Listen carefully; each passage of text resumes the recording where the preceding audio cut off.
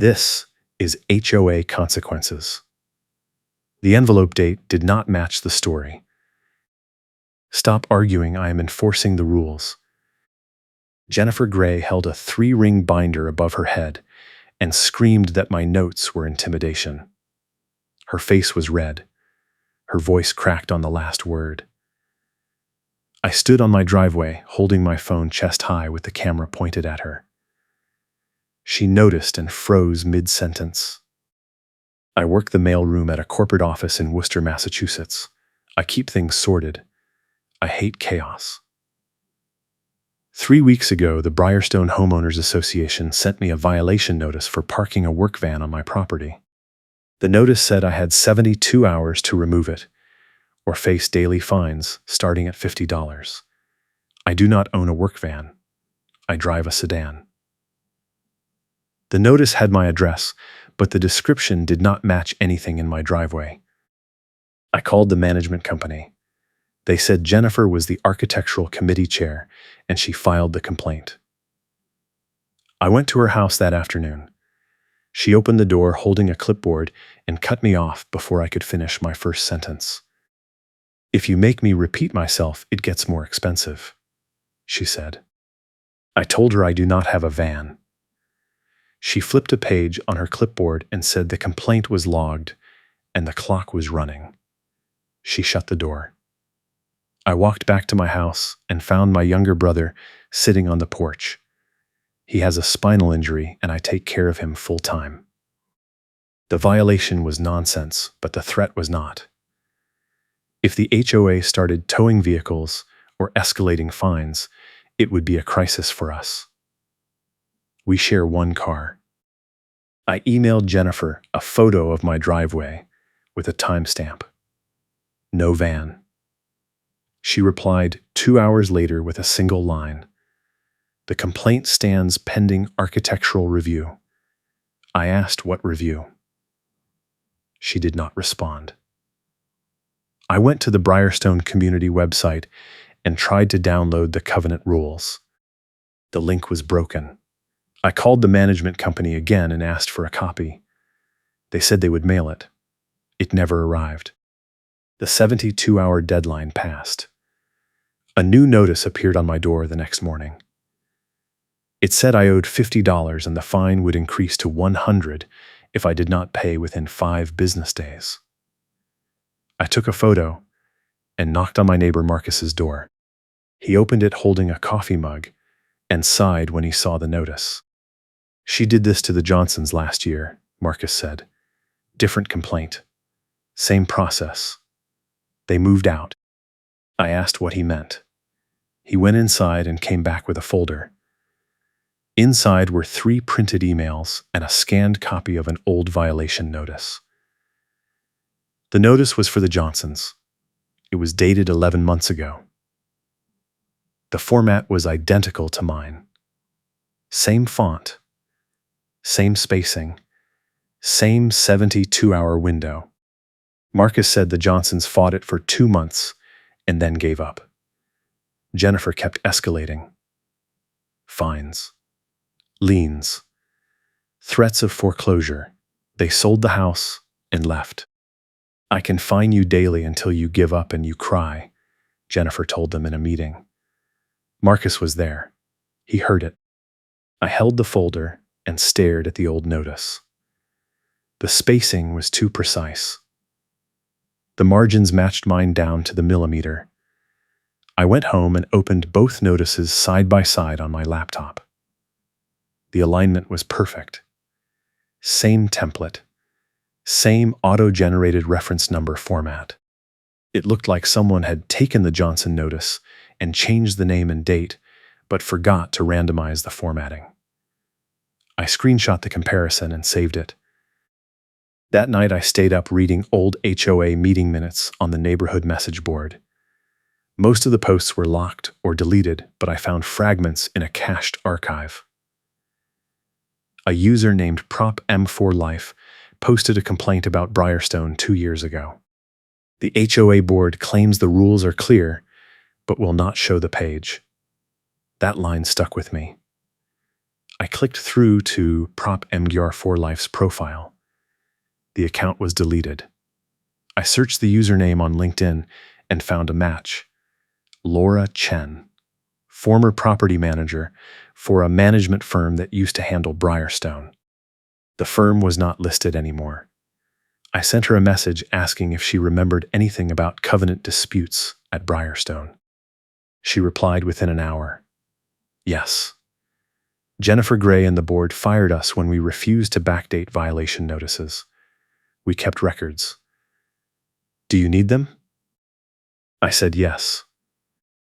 Laura sent me a zip file the next morning. Inside were 37 scanned notices, 12 emails, and a spreadsheet tracking complaint dates versus filing dates. Half the notices had metadata showing they were created weeks or months after the alleged violation date, but printed with backdated headers. The email showed Jennifer requesting specific templates and asking Laura's firm to adjust dates to match board meeting schedules. Laura's firm refused. The board terminated their contract 2 weeks later. I opened the contract termination letter. It was signed by the board president, but Jennifer's name was in the CC line. The letter claimed the firm failed to meet service standards. It did not mention the backdating dispute. I cross-referenced the termination date with the meeting minutes archive. There was no board vote recorded. The contract required a majority vote to terminate. I had proof the management contract was never properly renewed after the firing. I printed everything and put it in a 3-ring binder. I added tabs for each section. Notices, emails, metadata, contract dispute, meeting minutes gap. I made a second binder with the same contents and kept it in my car. If Jennifer wanted to play records games, I was ready. The next morning, I found a new notice on my door. This one said the fine was now $150, and the HOA would begin towing procedures if I did not respond within 24 hours. I checked my driveway. Still no van. I took another photo and called the tow company listed on the notice. The dispatcher said they had no active orders for my address. I asked if Jennifer Gray had an account with them. The dispatcher paused and said she could not share client information. I thanked her and hung up. I knocked on Marcus's door again. He answered holding his phone. She just tried to get me to sign a complaint about your property, he said. I told her no. She said she had 3 other signatures already. I asked who signed. He said he did not know, but Jennifer claimed it was enough to fast-track the violation. I asked if he would be willing to testify at a hearing if it came to that. He said yes, but he was worried. Jennifer had a habit of finding new violations on properties right after someone crossed her. I went back to my house and opened the violation notice again. The tow company name was Allied Property Services. I searched the business online. The owner was listed as Michael Chen. I recognized the last name. I called Laura and asked if Michael was related to her. She said he was her brother, and Allied used to handle towing for Briarstone until Jennifer tried to make him tow a car that was legally parked. Michael refused, and Jennifer got the board to switch vendors. The current vendor was a company called Northside Tow. Laura said Northside had a reputation for taking orders without verifying complaints. I called Northside. A man answered, and I asked if they had an active order for my address. He said no. I asked if Jennifer Gray had called them recently. He said he could not discuss client calls. I asked if they verify complaints before towing. He said they rely on HOA documentation. I thanked him and noted the time. 20 minutes later, Jennifer knocked on my door. I opened it, and she was holding a clipboard with a carbon copy form clipped to it. She said she was conducting an inspection and needed to document my property for the hearing. I asked, what hearing? She said the board scheduled an emergency session for the following night, and I was required to attend. I asked for written notice. She tore the top sheet off the clipboard and handed it to me. The notice said the hearing was at 7 p.m. at the community center, and failure to attend would result in automatic penalties. I asked if I could bring a witness. Jennifer said the hearing was closed to non-residents. I asked if I could bring documentation. She said I could bring whatever I wanted, but the board had already reviewed the case, and the decision was procedural. I asked what that meant. She said it meant the complaint was valid, and my refusal to comply was on record. I said I wanted to see the complaint signatures. Jennifer said they were part of the board file and I could request them through the proper channels. I asked what channels. She said I needed to submit a written records request to the management company and wait 10 business days. The hearing was in one day. She turned and walked away. I watched her cross the street to another neighbor's house and knock. The door opened, and she started talking. I could not hear the words, but I saw her point back toward my property. I went inside and called Laura again. I asked if she still had contacts at the management company that replaced her firm. She said she knew the office manager. I asked if the manager could pull complaint records for my address. Laura said she would try, but Briarstone had a habit of losing digital records when they became inconvenient. I spent the rest of the day preparing. I printed a second copy of every document in my binder. I printed the side-by-side notice comparison. I printed the metadata spreadsheet with the backdated creation dates. I printed the contract termination letter and highlighted the missing board vote. I printed the emails where Jennifer requested date adjustments. I put everything in a folder and labeled it evidence. That night I sat with my brother and explained the situation.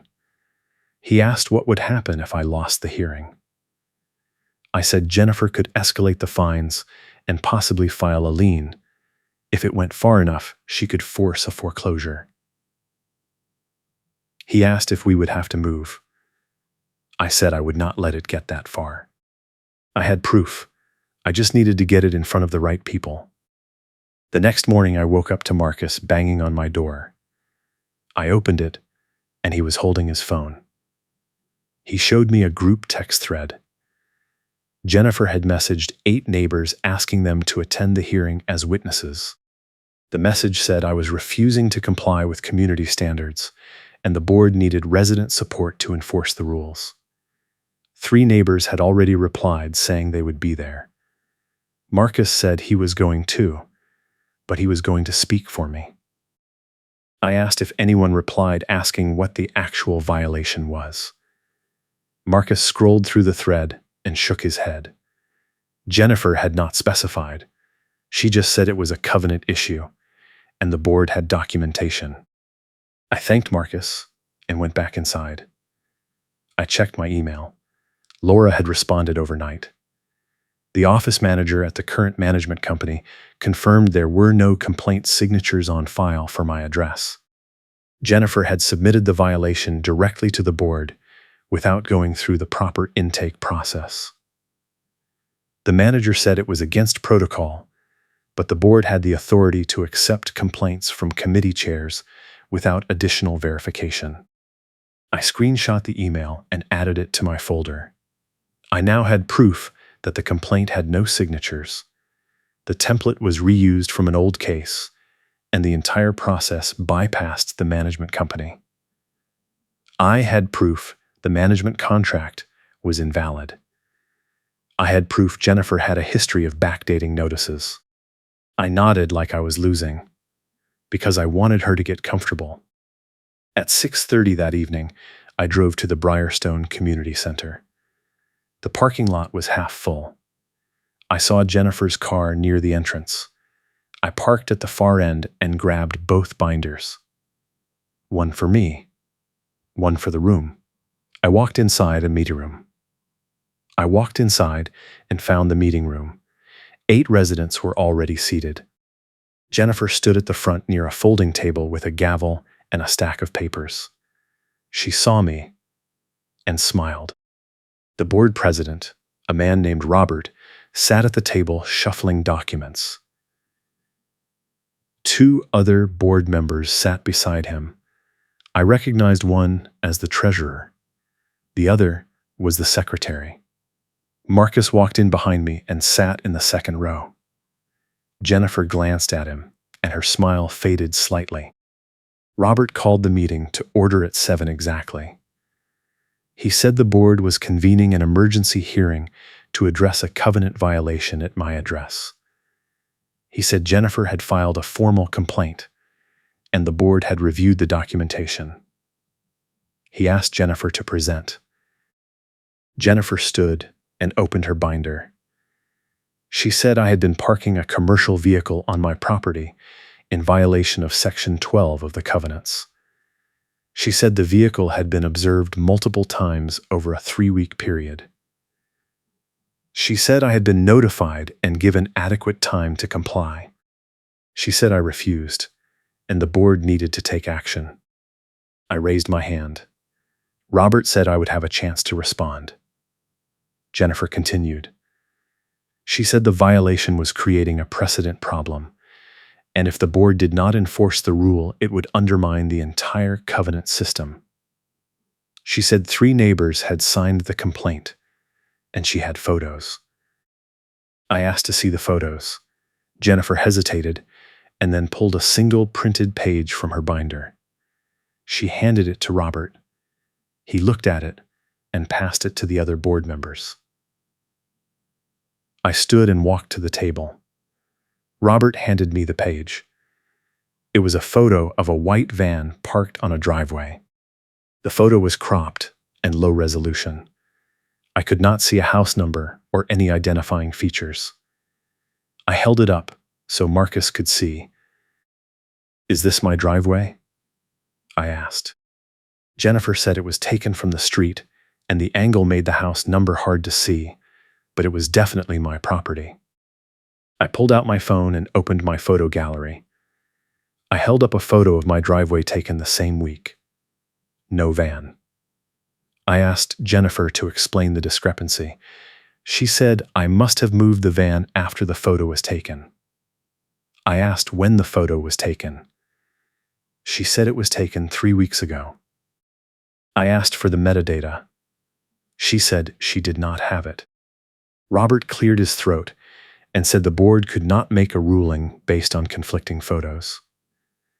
Jennifer snapped that the complaint was filed in good faith, and I was clearly stalling. Robert said the process required verification. Jennifer said the signatures were verification. I asked to see the signatures. Robert looked at Jennifer. She said the complaint was in the board file. Robert asked her to retrieve it. She said it was at her house. Robert said the hearing could not proceed without the supporting documentation. Jennifer's face went red. She said the board had already agreed to enforce the violation, and this was just a formality. Marcus stood up. He said Jennifer had asked him to sign a complaint, and he refused. He said she told him 3 other neighbors had already signed, but he never saw any names. He said he suspected the signatures did not exist. Jennifer pointed at Marcus and said he was biased because we were friends. Marcus said we were neighbors, and he was tired of watching her fabricate violations. 2 other residents in the back row started whispering. Robert banged the gavel and said the hearing was getting off track. I placed my first binder on the table in front of Robert. I said I had documentation that might clarify the situation. I opened to the first tab. It was the side-by-side comparison of my notice and the Johnson notice. I explained that the formatting was identical and the template appeared to be reused. I said the metadata on the old notice showed it was created after the alleged violation date. Jennifer said I was making accusations without evidence. I flipped to the second tab. It was the metadata spreadsheet from Laura's file. I explained that Laura Chen's management firm had been fired for refusing to backdate notices, and I had 37 examples of violations that were created weeks or months after the fact. I said Jennifer had requested the backdating in writing. Robert looked at Jennifer. She said the spreadsheet was irrelevant because the management company was no longer under contract. I flipped to the third tab. It was the contract termination letter. I said the termination was invalid because there was no board vote on record and the contract required a majority vote. I said the current management arrangement had no legal standing. The secretary leaned over and whispered something to Robert. He nodded and looked at me.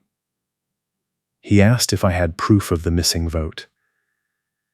I said the meeting minutes archive had a 3-month gap around the termination date, and no vote was recorded before or after. I said I had printed the archive. Jennifer slammed her hand on the table. She said I was disrupting the process and the board needed to make a decision. Robert said he needed time to review the documentation. Jennifer said the violation was clear, and I was just burying the board in paperwork. Robert said the hearing was suspended pending a full records review. Jennifer grabbed her binder and walked out. The door slammed behind her. Marcus looked at me and grinned. I closed my binder and thanked Robert. He said he would schedule a follow-up meeting once the board had time to verify the contract status and review the complaint file. I walked out to the parking lot. Jennifer was standing beside her car on her phone. I heard her say something about escalating the issue and getting an attorney involved. I got in my car and drove home.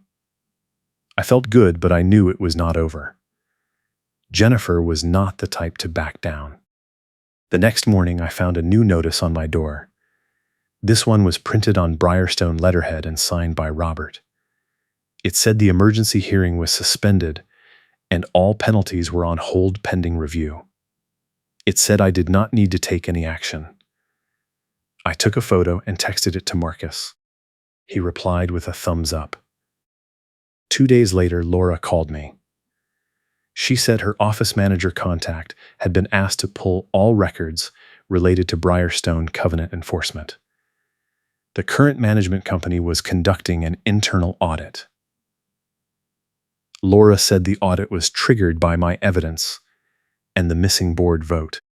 She said if the audit found irregularities, the management company could terminate their contract with Briarstone, and the board would have to find a new vendor. If you are enjoying this, hit the like button and subscribe so you do not miss what happens next. I asked Laura what would happen to Jennifer. She said it depended on what the audit found. If the board determined she had been filing false complaints or backdating notices, she could be removed from the architectural committee. If the violations were serious enough, the HOA could face legal action from affected homeowners. I thanked Laura and hung up. I spent the next week waiting. No new notices appeared, no calls from Jennifer. Marcus said the neighborhood group chat had gone quiet. A few residents were asking questions about the suspended hearing, but no one had answers. 10 days after the hearing, I got an email from Robert. He said the board had completed a preliminary review and found several irregularities in the complaint process. He said the board was scheduling a special meeting to address the findings, and I was invited to attend. The meeting was set for the following Saturday at 10 a.m. I replied and said I would be there. I asked if the meeting was open to residents. Robert said it was. I forwarded the email to Marcus and asked if he wanted to come. He said yes.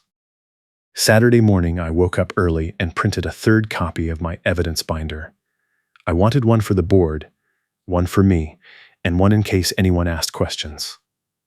I drove to the community center at 9:45. The parking lot was packed. I counted at least 30 cars. Marcus was waiting by the entrance. We walked inside and found the meeting room full. Every chair was taken and people were standing along the walls. Jennifer was sitting in the front row with her arms crossed. Robert and the other board members were at the front table. Robert banged the gavel at 10 exactly. He said the board had identified significant issues with the architectural review process, and the meeting was being held to present the findings and discuss next steps. He said the board had retained an outside attorney to review the complaint files, and the attorney had confirmed that multiple violations were filed without proper documentation. Jennifer stood up. She said the attorney did not understand the nuances of covenant enforcement, and the board was overreacting. Robert said the attorney's report was clear and the board had a fiduciary duty to address the issues. Jennifer said the board was letting one homeowner derail the entire system. Robert ignored her and continued. He said the audit revealed that 12 complaints filed over the past 2 years had no supporting signatures. He said 9 complaints were backdated. He said the architectural committee had been submitting violations directly to the board without going through the management company intake process. He said the practice violated the HOA bylaws. A woman in the third row raised her hand and asked if the affected homeowners would be refunded. Robert said the board was working on a resolution. Jennifer turned and glared at the woman. The woman did not look away. Robert said the board was implementing immediate changes. First, all architectural complaints would go through the management company with mandatory documentation and signature verification. Second, the board was creating a neutral hearing officer position to handle appeals, so committee chairs could not control the process. Third, the HOA would publish standards and timelines to all homeowners, so the rules were transparent. Jennifer stood again. She said the changes were unnecessary and the board was caving to pressure. Robert said the changes were required to bring the HOA into compliance with Massachusetts law. Jennifer said she had been enforcing the covenants for 5 years and no one had complained before. Robert said that was not accurate, and the board had received multiple complaints about her process. Marcus leaned over and whispered that this was better than he expected. I nodded. I was watching Jennifer. Her face was red, and her hands were shaking. She looked like she was about to explode. Robert continued. He said the board had voted to remove Jennifer from the architectural committee effective immediately. He said the vote was unanimous. Jennifer screamed that the vote was illegal, and she had not been given proper notice. Robert said the vote was conducted under emergency powers granted by the bylaws, and Jennifer had been notified by email 2 days prior. Jennifer pulled out her phone and held it up. She said she never received an email. Robert said the email was sent to the address on file. Jennifer said the address was wrong. Robert asked the secretary to confirm. The secretary read the email address out loud. It matched the one on Jennifer's business card that she had handed out at previous meetings. Jennifer sat down hard. She did not say anything else. Robert said the meeting was open for questions. A man in the back raised his hand and asked what would happen to the fines Jennifer had issued. Robert said the board was reviewing every complaint filed in the past 2 years, and any fines issued without proper documentation would be refunded. He said homeowners who paid fines could submit a refund request to the management company. A woman in the front row asked if Jennifer would face any consequences. Robert said the board was not pursuing legal action at this time, but the matter was under review. Jennifer stood and walked out. No one tried to stop her. The meeting continued for another 30 minutes. Robert answered questions about the new process and the timeline for refunds. I raised my hand and asked if the board had reviewed the management contract issue. Robert said the attorney confirmed the contract termination was invalid, and the board was negotiating with Laura Chen's former firm to reinstate the agreement.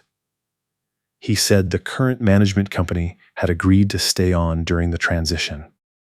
After the meeting, I walked out with Marcus. He said he could not believe how fast it fell apart. I said it was not fast. It took 2 years of complaints and a spreadsheet full of backdated notices.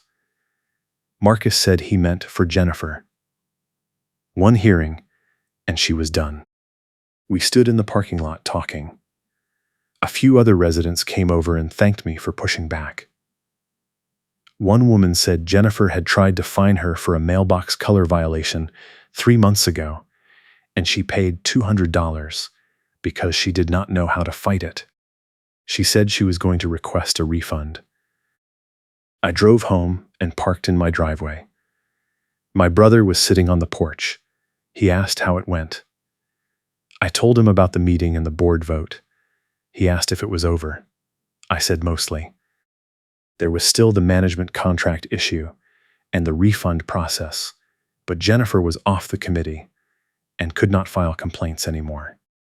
That night, I got a call from an unknown number. I answered, and a woman identified herself as Amanda Mills from the State Housing Authority. She said her office had received a complaint about Briarstone HOA, and she was conducting a preliminary investigation. She asked if I would be willing to provide documentation. I said yes.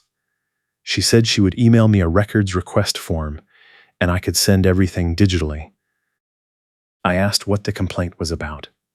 Amanda said she could not share details, but it involved alleged fraudulent filings and improper fee collection. I asked if Jennifer had filed the complaint. Amanda laughed and said no. She said the complaint came from a former board member who resigned last year after disagreeing with Jennifer's enforcement tactics. I sent Amanda every document I had: the notices, the metadata spreadsheet, the emails, the contract termination letter, the hearing recordings, everything. Amanda replied 2 days later and said the documentation was helpful and her office would be in touch.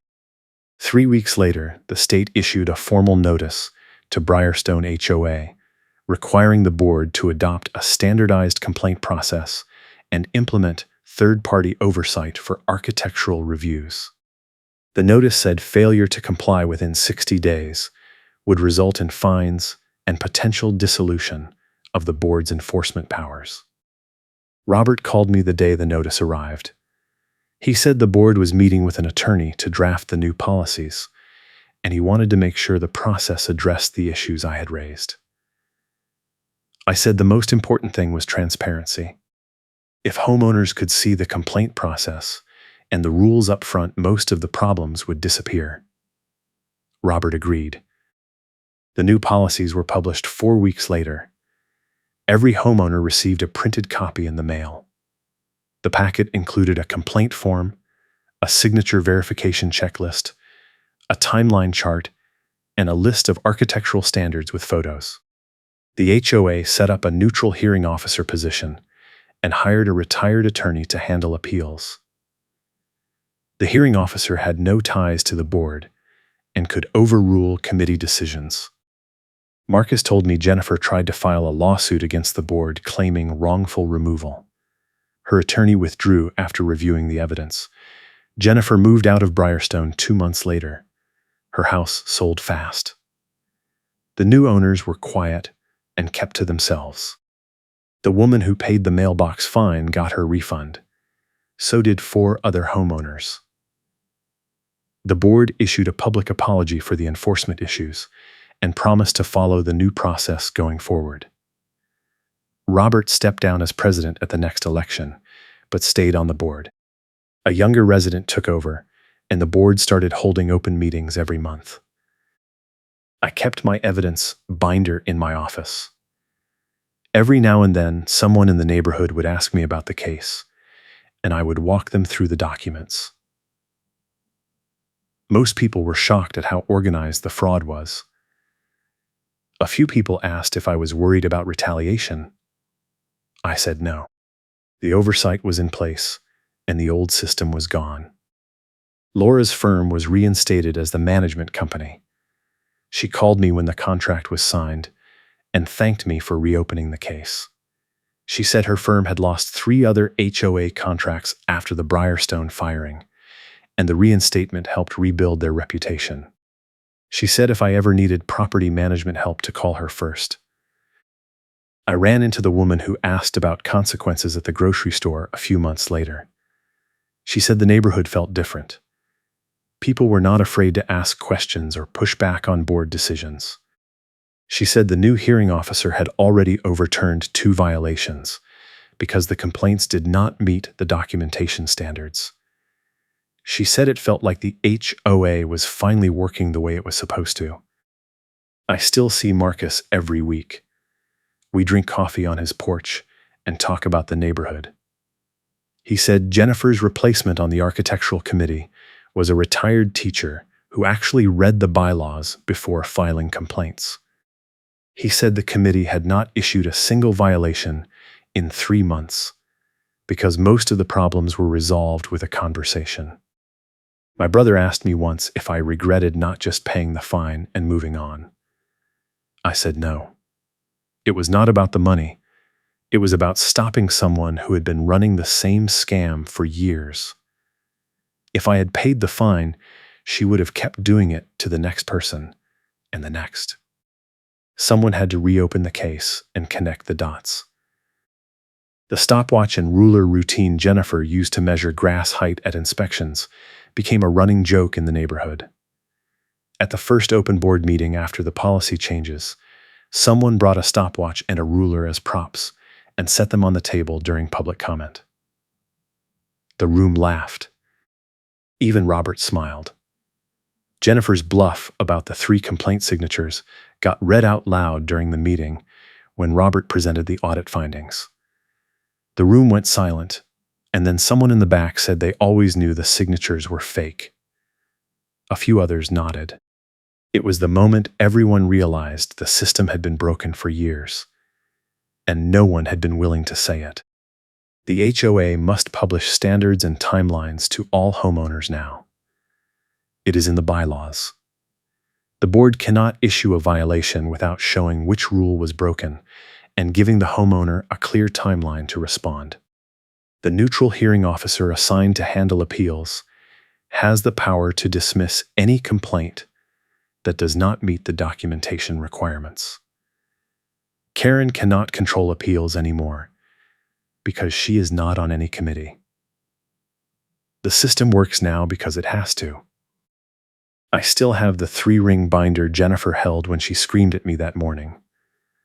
I keep it on a shelf in my office as a reminder. The morning dew had dried by the time the confrontation ended, and the footprints we left in the grass were gone by noon. But the evidence in that binder stayed. The documents did not disappear. The metadata did not change. The complaint signatures she claimed to have never materialized. That is the difference between a bluff and proof. I emailed the proof to every homeowner right before the big meeting, so Jennifer walks into an ambush. That was the plan from the start. Robert had agreed to let me send a summary of the evidence to the neighborhood email list the night before the Saturday meeting. I kept the email short. I attached the side-by-side notice comparison, the metadata spreadsheet, and the contract termination letter. I wrote 2 paragraphs explaining what the documents proved. I hit send at 11 p.m. on Friday. By the time Jennifer walked into the meeting Saturday morning, 30 residents had already seen the evidence. That is why the room was so full. That is why people were standing along the walls. That is why no one backed down when she tried to argue. She walked into an ambush, and she knew it the second she saw the crowd. Marcus told me later that Jennifer called him Friday night and tried to convince him not to attend the meeting. She said the board was handling the situation internally, and outside interference would make it worse. Marcus said he told her he was going and hung up. He said she called back twice, and he did not answer. The tow yard closes at 6 p.m. on weekdays, and if they had taken my vehicle, I could not have recovered it until the next morning. That was part of Jennifer's pressure tactic. She threatened to have my car towed on a Friday afternoon so I would lose access over the weekend. It would have been a disaster. My brother had a doctor appointment Monday morning, and we needed the car. I knew the tow threat was coming because she had done the same thing to the Johnsons. Laura told me Jennifer always scheduled enforcement actions on Fridays to maximize disruption. I made sure the hearing was scheduled on a Thursday, so if Jennifer tried to escalate, I would still have time to respond before the weekend. Robert agreed to move the date when I explained the time pressure. Jennifer did not notice until the hearing notice went out, and by then it was too late to change it. The surprise inspection stunt where Jennifer shows up with a clipboard like it is a crime scene happened the day after I sent the first email to the management company. She knocked on my door at 7 a.m. holding a clipboard and wearing a retractable badge reel like she was official. She said she needed to inspect my property for code compliance. I asked for a warrant. She said HOA rules did not require a warrant. I said I was not letting her on my property without written authorization from the board. She said she was the architectural committee chair, and that was authorization enough. I shut the door. She stood on my porch for 10 minutes taking photos of my house from the sidewalk. I watched through the window. She held the clipboard up like she was documenting evidence. She took at least 20 photos. None of them showed anything that violated the covenants. She finally left, and I filed a harassment complaint with the management company that afternoon. The meeting ambush where Jennifer tries to railroad a vote while cutting my mic happened during the emergency hearing. She had control of the microphone system because the community center setup gave the presenter a handheld mic and a mute switch at the front table. When I stood up to respond to her complaint, she hit the mute switch. My mic went dead. Marcus stood up and yelled that she cut my audio. Robert told her to turn it back on. She said I was disrupting the process and she needed to finish her presentation. Robert said the hearing required both sides to speak, and if she did not restore my audio, he would end the session. She turned it back on, but kept her hand on the switch the entire time I talked. A witness changed their story after Jennifer cornered them in private. The witness was a neighbor 2 doors down named Paul. He had signed a petition 6 months ago supporting a fence regulation Jennifer was pushing. When I asked him about it during my investigation, he said he did not remember signing anything. I showed him a copy of the petition with his signature. He stared at it and said Jennifer had come to his house and told him it was a routine update. He said he signed without reading it. He said he did not realize it was part of a complaint against another homeowner. Paul agreed to testify at the hearing, but the day before he called me and said he could not make it. He sounded nervous. I asked if Jennifer had contacted him. He paused and said she stopped by that morning. He said she reminded him that his own property had a few minor issues, and it would be a shame if they ended up in front of the committee. I said that was extortion. He said he just did not want trouble. I told him I understood and thanked him for being honest. I did not push him, but I documented the call and added it to my evidence file.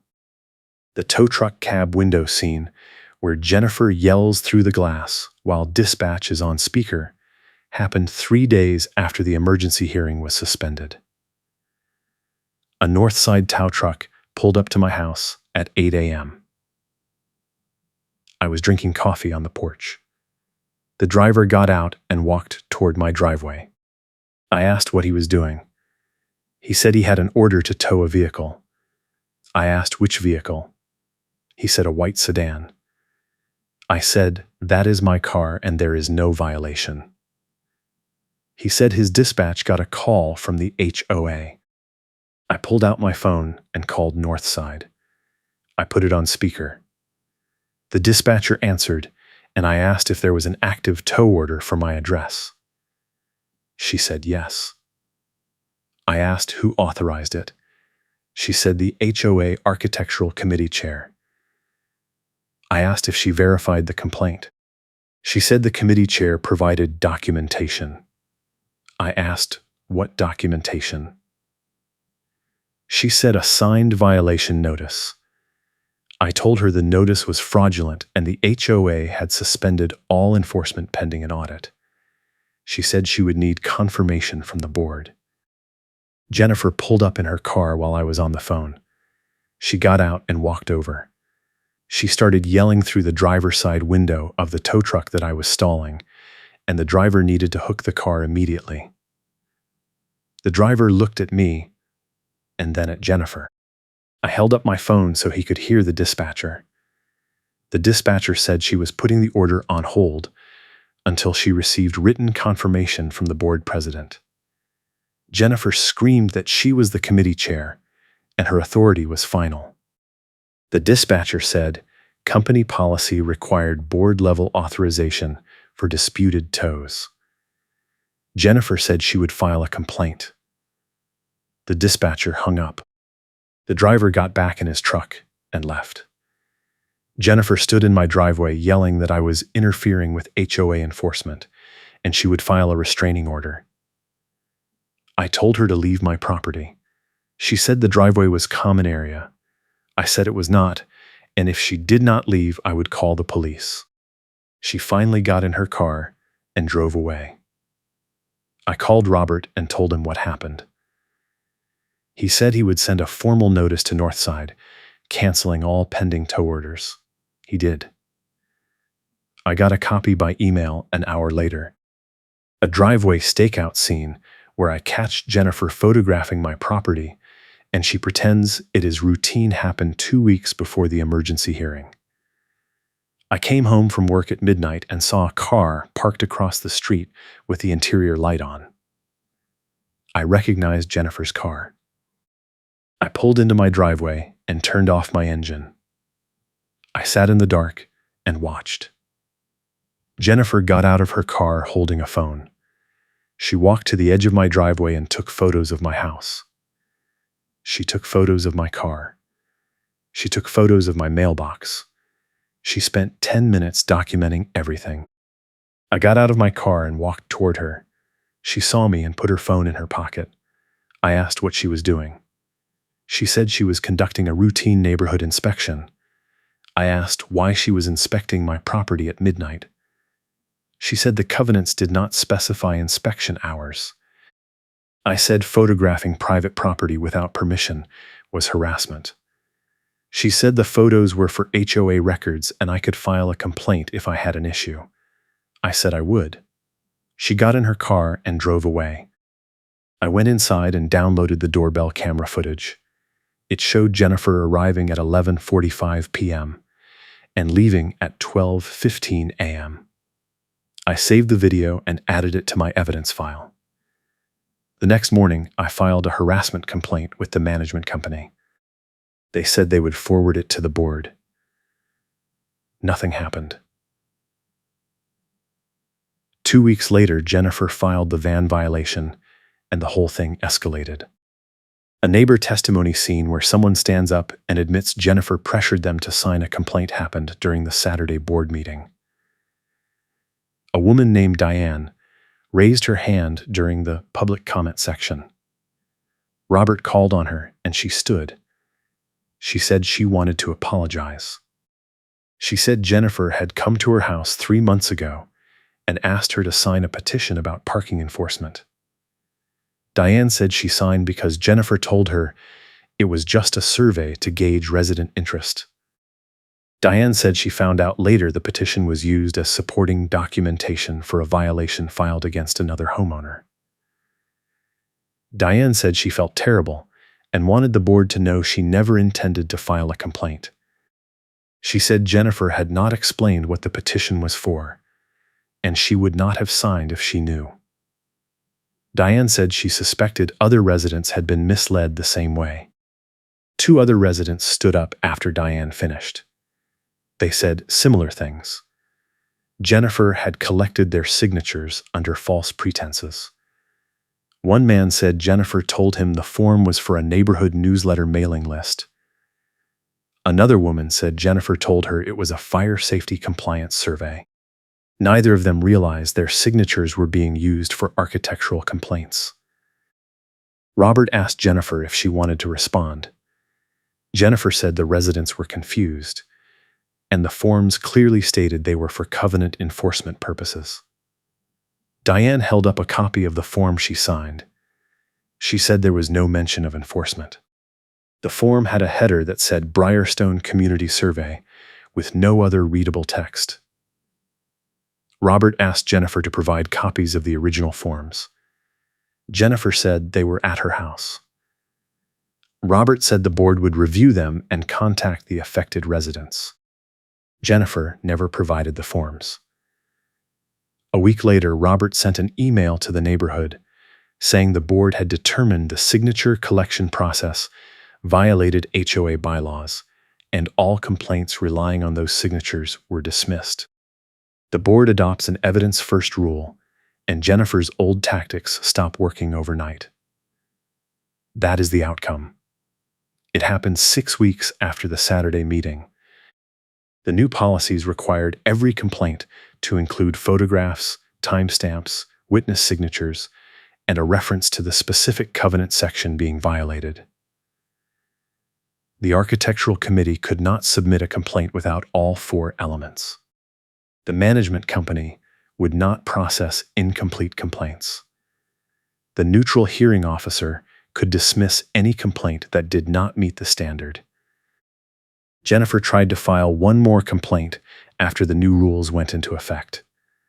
It was against a homeowner who painted their front door without approval.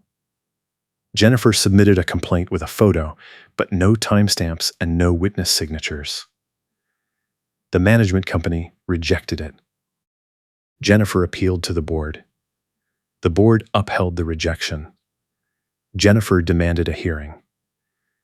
The hearing officer reviewed the complaint and dismissed it for insufficient documentation. The homeowner kept the door color. That was the last complaint Jennifer filed. The system worked because it forced her to follow the same rules everyone else had to follow. She could not backdate notices. She could not collect signatures under false pretenses. She could not railroad hearings. The oversight was real, and it stopped her cold. I keep the 3-ring binder on my office shelf as a reminder that documentation matters. Every scam has a paper trail if you know where to look. Jennifer ran her scheme for years because no one challenged her. The Johnsons paid and moved. Other homeowners paid and stayed quiet. The board looked the other way because enforcing the covenants was easier than auditing the committee. But the numbers did not lie. The metadata had timestamps. The emails had dates. The contract termination had no board vote. The complaints had no signatures. Once I laid it all out, the pattern was obvious. Jennifer was not enforcing the rules. She was making them up as she went and using the HOA as cover. Marcus asked me once if I thought Jennifer knew she would get caught. I said no. I think she believed the system would protect her because it always had. She had been filing complaints for 5 years, and no one pushed back hard enough to make her prove anything. She got comfortable. She got sloppy. When I reopened the cold case and started connecting the clues, she tried to double down instead of backing off. That was her mistake. The cold case was never really cold. It was just waiting for someone to care enough to look. The Johnsons left behind the evidence. Laura kept the files. The metadata was still in the document properties. The contract termination was still missing a board vote. The signatures were still fake. The case was always solvable. It just needed someone willing to do the work. I did the work. I gathered the clues. I built the file. I caught the culprit. And when the moment came, I deployed the trump card exactly the way I planned. I sent the evidence to every homeowner the night before the meeting, so Jennifer walked into a room full of people who already knew what she had done. She could not spin it. She could not deflect. She could not intimidate. The room already had the proof. That is how you win against someone who thinks they are untouchable. You do not fight them on their terms. You gather the evidence. You document everything. You wait for the right moment. And then you show everyone what they have been doing in the light, where it cannot be hidden. The neighborhood is different now. People ask questions at board meetings. Homeowners request records. The architectural committee has to explain their decisions. The neutral hearing officer overturns complaints that do not meet the standard. The HOA works the way it is supposed to work. Transparent. Accountable. Fair. Jennifer is gone. Her house sold fast. The new owners are quiet. The neighborhood moved on. But the changes stayed. The policies are in the bylaws now. The oversight is permanent. The next committee chair will have to follow the same rules. That is the real win. Not just stopping Jennifer. Fixing the system so the next Jennifer cannot do the same thing. I still see Marcus every week.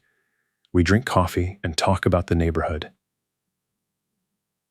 He said last week that he barely thinks about the case anymore. It feels like ancient history.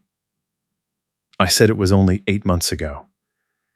He said it feels longer because everything is so normal now. No surprise inspections. No fake violations. No intimidation. Just a boring HOA doing boring HOA things. That is the best outcome. A boring HOA. No drama. No fraud. No cold cases waiting to be reopened. Just rules applied evenly and processes that work. That is what I fought for. That is what I got. And I would do it again if I had to. Stay safe, and I will catch you in the next one.